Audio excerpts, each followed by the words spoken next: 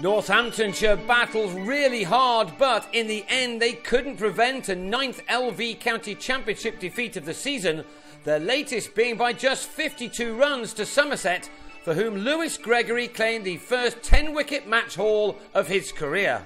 Somerset needed just 5 wickets to secure a 23-point win as the last morning got underway at Wantage Road, with the home side on 108 for 5 in their pursuit of a target of 404.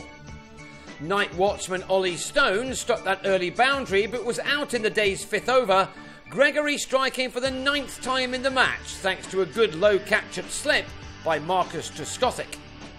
Most observers would have expected Somerset to be heading to London for Wednesday's T20 showdown with Surrey by lunchtime, but for the second time in the match, Adam Rossington got in their way.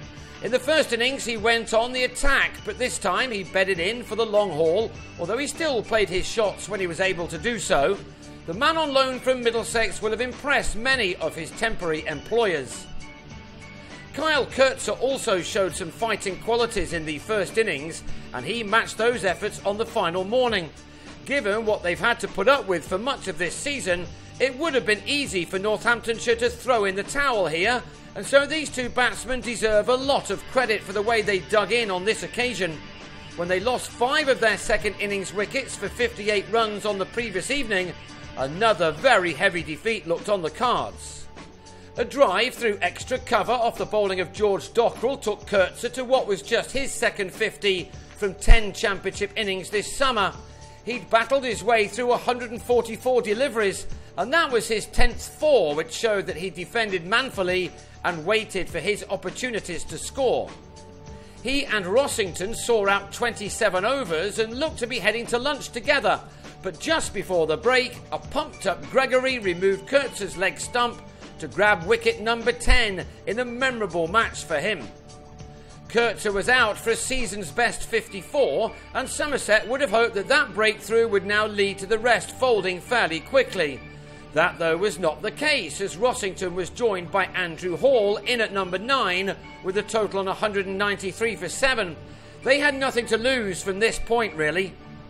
Rossington had grown in confidence throughout his innings, and a wonderfully timed pick-up shot of Alfonso Thomas went for 6 and took the keeper to his 50 off 110 balls. He'd also struck 6 fours and was beginning to get on Somerset's nerves, no doubt.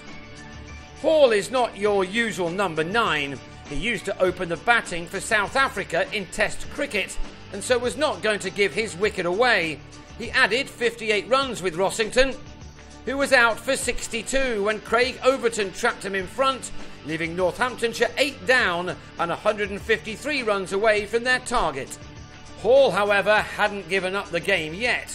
With someone with the talents of David Willey joining him at number 10, anything could yet happen.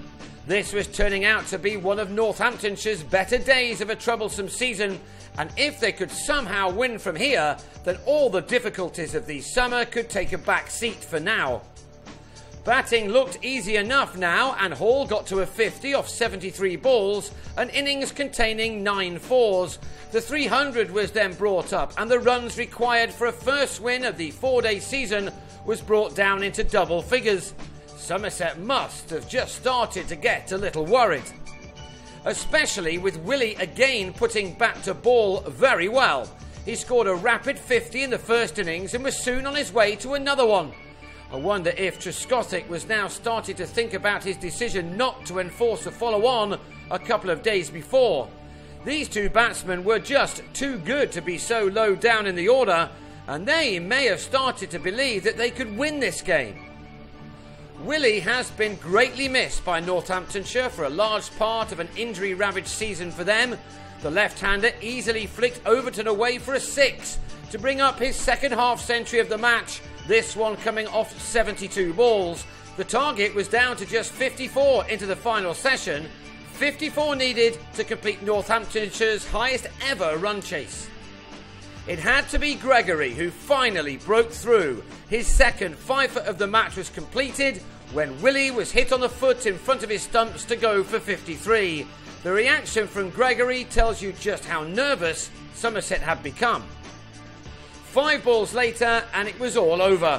Hall's fine innings coming to an end on 66 when he edged Overton to Colin Ingram.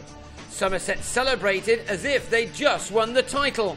They haven't yet, but this crucial and nerve-jangling victory will certainly help their cause.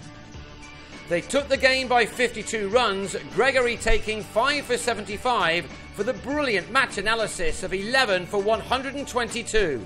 In the end, he was the big difference between these two sides. So Northamptonshire lose for 9th time and took 4 points, while Somerset collected 23, and with fellow title challengers Nottinghamshire and Warwickshire both winning their matches with a day to spare, that means the West Country men are in 2nd place with only 20 points separating the top 4, but with Yorkshire and Warwickshire having a game in hand.